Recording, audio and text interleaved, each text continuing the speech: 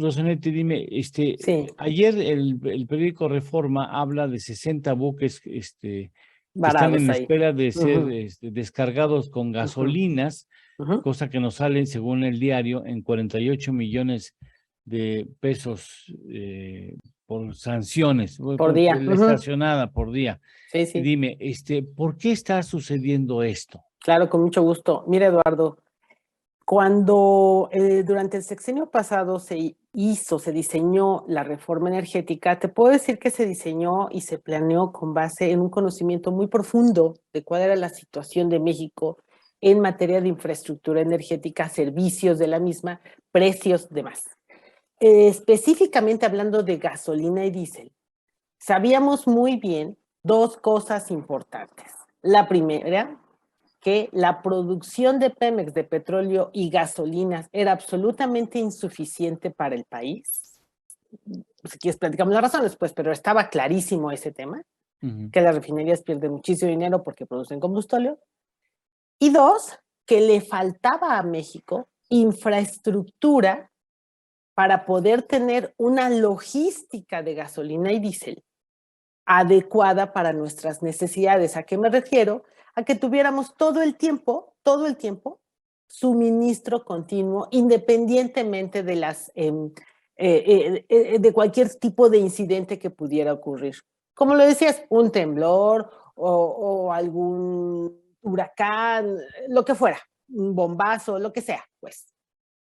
Con base en ese conocimiento se hicieron varias cosas. La primera, que es el eje rector de esa reforma, es vamos a permitir que la iniciativa privada participe en toda la cadena de suministro. Me voy a quedar con gasolina y diésel.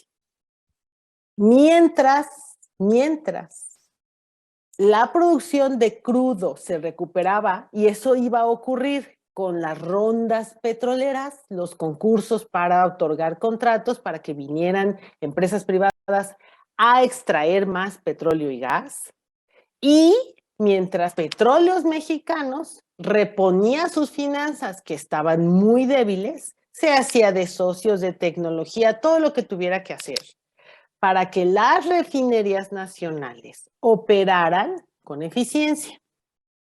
Entonces, ¿qué se hizo para hacer esto? No había de otra. Si no hay producción nacional, tienen que ser importaciones. No hay nada que pensar. Muy bien, entonces abramos las importaciones. Para eso, ¿qué se hizo? Se estableció un regulador técnico muy bien preparado que diera todos los permisos correspondientes. ¿Correspondientes a qué? A comercializar, a vender la gasolina, a tener estaciones de servicio también.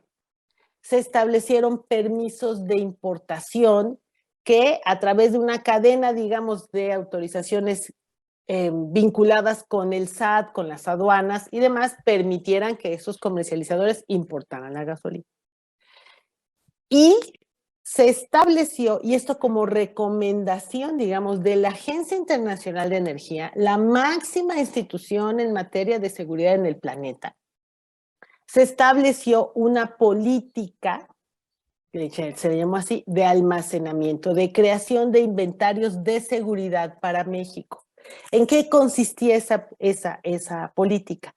La agencia te dice, mira, se le puede hacer así o se le puede hacer asado, tú escoge qué quieres. Los Estados Unidos, por ejemplo, tienen una enorme reserva de crudo que le pertenece al gobierno. México, más que crudo, necesitaba tener seguridad en gasolina y diésel. ¿Por qué? Porque la infraestructura que desarrolló Pemex a lo largo de su historia para almacenar la gasolina es absolutamente insuficiente, especialmente en la región centro del país, que es donde se consume la mayor parte de la gasolina. Ujú. Entonces se definió que si lo que necesitábamos era inventarios de seguridad, que era mejor que fueran de gasolina y diésel en lugar de crudo, y si los privados se les estaba abriendo la puerta para que vinieran a suministrar el país, pues entonces que ellos tuvieran a su cargo la obligación de almacenar determinado volumen de gasolina y diésel y que ese volumen se iba a tener ahí guardado para solamente utilizarse en casos de emergencia bajo la instrucción de la Secretaría de Energía y de un organismo que para todo efecto práctico ya no existe, que es el órgano coordinador del sector energético. Bueno, esa era la idea, insisto, que se apegaba a las mejores prácticas internacionales. Para que funcionara, esto es un juego de fichas acomodadas de dominó. Todo tenía que funcionar. Tenía que funcionar la CRE dando los permisos para comercializar y para tener nuevas estaciones de servicio de diferentes marcas, porque esos comercializadores, ¿a qué venían? Pues a impulsar su marca. Eso Claro. pues está claro. Bueno, tenía que funcionar para eso. Tenía que funcionar la Secretaría de Energía dando los permisos de importación correspondientes para que estos señores pudieran traer esa gasolina. Tenía que funcionar el otorgamiento de permisos de almacenamiento de las plantas donde iban a estar los tanques en donde se iba a guardar esa gasolina por parte de la CRE. Y toda la certeza legal necesaria, liberación de precios, seguridad, digamos, para que todo el mundo pudiera llegar a trabajar y a construir. Todas estas piezas que conforman la certeza jurídica para que un inversionista diga, yo voy a poner, invento $500 millones para hacer una planta de almacenamiento, construir los inventarios y que México pudiera mejorar sus condiciones de seguridad. Este era el plan, pero insisto, si tú le quitas una pieza, el rompecabezas se viene abajo.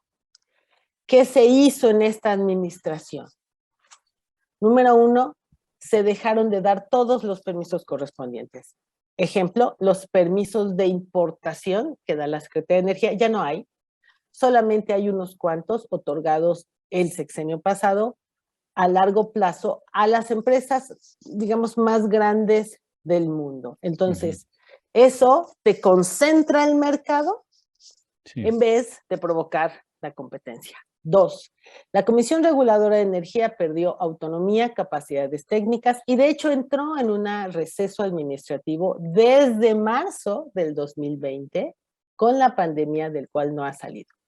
No se dan permisos ni autorizaciones de ningún tipo.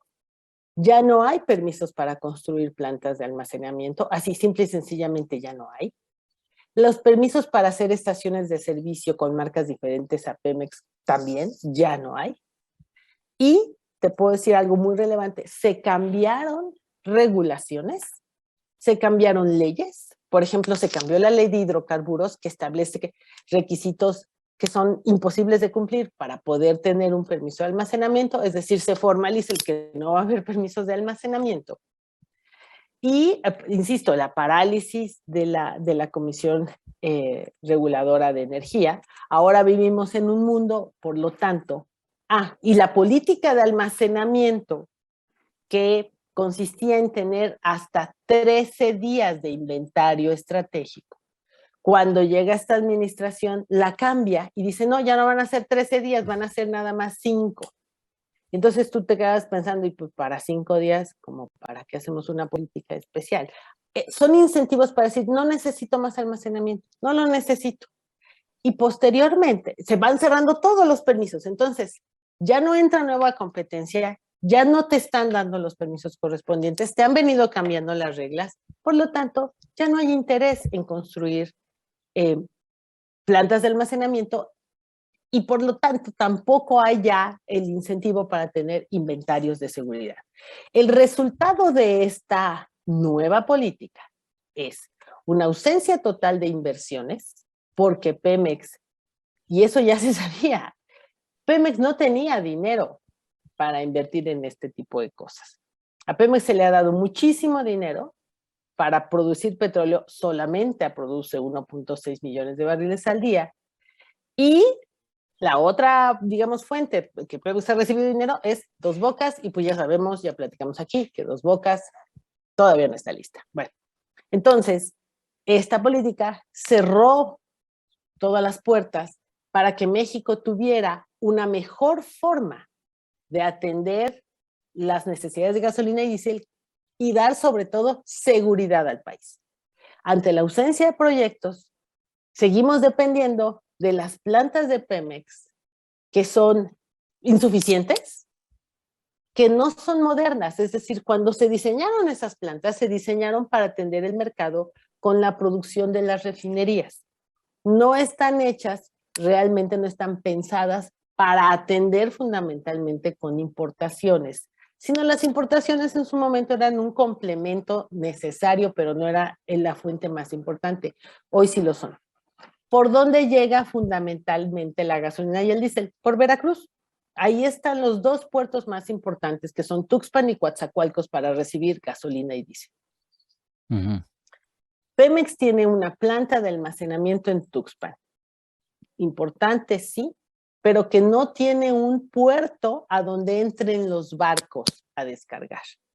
¿Por qué? Entonces, ¿cómo se descarga? Con boya. A través de una boya es como se va recibiendo a los barcos. Por lo tanto, la boya es, por definición, un cuello, un buen embudo. Si además le sumas que puede haber mal tiempo, pues la boya ni siquiera se puede usar. De ahí la importancia de que hubiera más proyectos. Se hicieron, y lo voy a poner en la mesa porque es público, se hizo una noticia muy importante y está metida en este tema de la carta de la representante comercial de los Estados Unidos.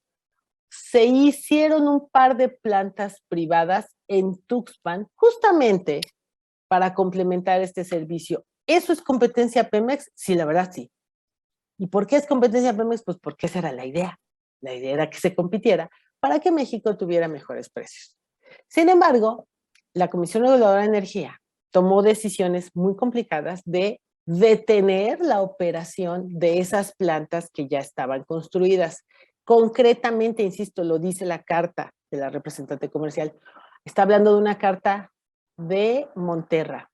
Esa planta está en Tuxpan, tiene puerto para recibir barcos, podría estar dando un servicio extraordinario, se le cerraron las operaciones durante varios meses, entiendo que se acaba de liberar, pero bueno, pues la planta debe de estar revisando que pueda operar en total seguridad después de tantos meses de estar cerrada. Entonces, conclusión, México, cuya demanda de hidrocarburos sigue creciendo y ahora más, porque ahora está subsidiada, entonces no hay señal de precio, sigue dependiendo de una sola empresa totalmente rebasada. Ya estaba rebasada hace 6 años, sí, Eduardo. Sí.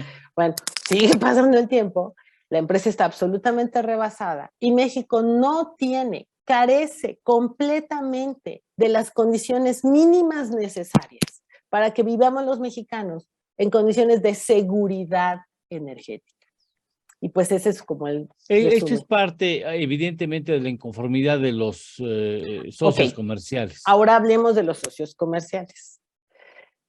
¿Qué plantean los socios comerciales? Me has venido cambiando las reglas. Y es cierto. Los cambios regulatorios y algunos legales, digamos, todos los cambios administrativos que esta administración ha implementado desde el día en que llegó, tanto para hidrocarburos, gasolina, diésel, gas natural, como para el sector eléctrico, suman, no sé, 30 o 40 cambios. Todas las reglas del juego hoy están trastocadas, ya no hay un regulador en el, digamos, que se dedicara a dar los permisos en condiciones técnicas absolutas, valoración. A ver, usted, señor, quiere un permiso, venga para acá, siéntese aquí, presénteme sus requisitos, los analizamos, los cumple usted, va a operar con seguridad, adelante, llévese usted su permiso y construya la infraestructura que quiere construir. Oiga, no es buen negocio, ese no es asunto mío, usted está tomando un riesgo, va a perder dinero, es su problema. Todo eso ya no existe. Y te comentaba, ya no hay permisos. A ver, ya nadie puede venir a México a decir, yo quiero abrir una gasolinería. Nadie, porque no hay permisos. Te ponen un decreto que dice, mis proyectos van primero. Y no tienen que cumplir con nada. Un decreto presidencial, caso del Tren Maya. Si yo digo que mi proyecto es de seguridad nacional, va primero mi proyecto y todos los demás Lo siento mucho. ¿Qué condiciones de competencia son esas? Pues no hay condiciones de Claro. competencia. Y eso es lo que argumenta el gobierno de los Estados Unidos. Y enojo, por cierto. Las personas que nos dedicamos a esto llevamos 4 años advirtiendo: estás violando el tratado. De manera específica, durante el Parlamento abierto, en la discusión del cambio constitucional que se llevó a cabo a principios de este año en el Congreso, hubo una conversación que dio, una plática, una exposición que dio Ken Smith, que fue parte del equipo negociador del tratado. Sí. Y fue absolutamente contundente. Esto que ustedes quieren hacer es totalmente violatorio del tratado. El gobierno se ha cansado de decir: no es cierto, no estoy violando el tratado. Bueno, pues hemos tenido cartas de diferentes industrias, instituciones, representantes del Congreso que dicen: me preocupa porque están violando el tratado. Visitas de los funcionarios de más alto nivel de los Estados Unidos que vienen aquí, se entrevistan con el presidente y secretarios de Estado: oigan, aquí algo que me está preocupando. No pasa nada. Bueno, ¿qué tenemos hoy ya? Esto ha venido escalando. Hoy tenemos ya un planteamiento, ojo, Estado. Esto no es un planteamiento de una empresa norteamericana que se sienta preocupada, no. Es el gobierno de los Estados Unidos, haciendo uso de los mecanismos que el tratado ofrece, que es: oye, vamos a platicar, pero vamos a platicar ya bajo un contexto legal, ¿no? Bajo un contexto formal, bajo los mecanismos del tratado. Iniciemos las conversaciones, porque aquí hay una preocupación seria. ¿Se está violando el tratado? Sí, Eduardo, se está violando el tratado como se viola la Constitución y las leyes que nos aplican todos los días. Ejemplo, el regulador, que no va a cansar de decirlo, tenemos un regulador que tiene más de 2 años sin trabajar. ¿Dónde? ¿En qué cabeza? ¿No? ¿En qué esquema de un país institucional fuerte, en apego a derecho, se puede ver esto? Donde hay funcionarios que simple y sencillamente no están haciendo su trabajo durante 2 años. No hay permisos a nadie. Permisos de importación que da la Secretaría de Energía, ya no hay. Ya no los dan. Entonces, si el contexto que marca la Constitución es: todo el sector energético está sujeto a competencia. Las reglas del juego para competir son: cumple con requisitos y te llevas tus permisos. En el caso específico del petróleo, se hacen concursos. Bueno, no voy a hablar de eso, pero tampoco se está haciendo. Entonces, simple y sencillamente, México se cerró. Está 100% cerrado a la participación de la iniciativa privada. Toda la iniciativa privada. La nacional y la extranjera del país que me digas. Claro que no todo el mundo, los nacionales, no contamos con el tratado para defender nuestros intereses. Los que tienen el tratado, digamos, son los gobiernos y las empresas de los Estados Unidos y de Canadá. Sí. Hoy ya conocimos la posición ya claramente puesta del gobierno de los Estados Unidos, y atrás debe venir Canadá. ¿Por qué? Sí, por supuesto. Porque es la misma, exactamente la misma posición. Sí. Bueno, pues mira, este asunto apenas comienza. Sí. Y así es que estaremos contigo muy de cerca para que nos vayas explicando los procesos, cómo los ves, porque nos va a salir carísimo. No hablamos de las consecuencias, pero esto puede ser un parteaguas completo en la historia del desarrollo nacional si sale mal. Sin lugar a dudas. Nos va a salir carísimo, nos va a salir mucho más caro el caldo que las albóndigas. De acuerdo. Así es. Te aprecio muchísimo que estés aquí con nosotros. Gracias a ustedes. Ayudándonos a entender la realidad que estamos viviendo. Muchas gracias, Rosanete. Un beso, gracias. Igual, hasta luego. Próximamente.